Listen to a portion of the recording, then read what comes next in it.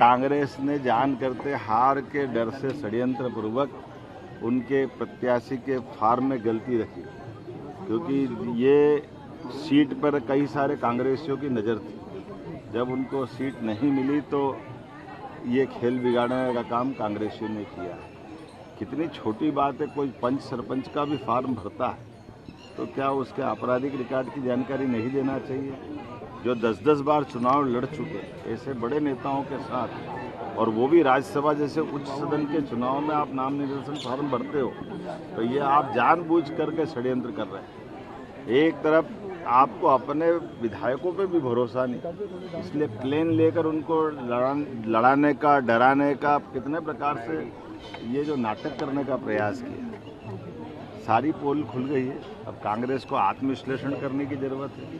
Bharatiya Janata party के लिए सौभाग्य की बात है, हमने बीते लोकसभा चुनाव में कमलनाथ जी की सीट जीत करके एक नया रिकॉर्ड बनाया था कि हमारे पास आज की दिशा में 29 की 29 लोकसभा सीटें, हमारे आलोक शर्मा जी सहित सारी सीटें हम जीत करके प्रचंड बहुमत से आए थे। और तत्पश्चात उसी समय वैसे तो एक रिकॉर्ड बना था इंदौर का, जब मैंने कहा था कि जिस नगर का जिलाध्यक्ष हो, अगर वहाँ लोकसभा का वो प्रत्याशी नहीं लड़ा पाए तो ये उनको विचार का विषय होना चाहिए।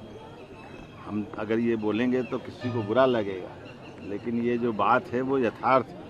ये जरा अंदर झांक के देखें। जो हम नेतृत्व की कांग्रेस से भी एक अपेक्षा करते हैं कि कांग्रेस के अंदर वर्तमान के जो हालात हैं कि जो अपने प्रत्याशी का फार्म नहीं भरा पाए, जो अपने विधायकों को एकजुट नहीं कर पाए, जो अपने नेतृत्व की छाप और धाक उनकी पार्टी में अगर इसको एक्सेप्ट नहीं करते तो बीजेपी क्या करेगी? बीजेपी तो हमारे उसी भाव से चल रही है जब हम अपने महेश केवट जैसे सामान्य कार्यकर्ता को भी, एक मल्लाह माझी समाज के कार्यकर्ता को लाकर मौका देते हैं। और हमने अपने राज्य के अंदर भी, राज्य के बाहर भी तरुण चुग जी को मौका दिया, हमारे रजनीश जी को मौका दिया। ये हमारी परंपरा है और एकजुटता के साथ पूरी भारतीय जनता पार्टी ताकत से लगी रही। और जब ये राज्यसभा के निर्वाचन जैसे एक सामान्य चुनाव में भी पार्टी कांग्रेस की इतनी लापरवाही करेगी तो कांग्रेस अपनी गलती को देखे।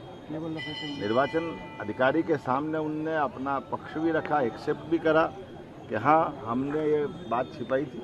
और जरा देखो तो सही, जिस आपराधिक प्रकरण पे हम अभी बोल नहीं रहे वो प्रकरण किस प्रकार का है। प्रत्याशी ला रहे हैं तो प्रत्याशी को लाने के पीछे वो देख तो ले कि जिस धारा में उन पर प्रकरण चलाने के लिए परिवाद लगाया गया तेलंगाना सरकार में न्यायालय के सामने, उसके बारे में क्या आप बोलें? वो कोई नारी बंधन वाली बात है क्या? शर्मनाक बात है। प्रत्याशी चयन करते समय इन सारी बातों को देखना चाहिए।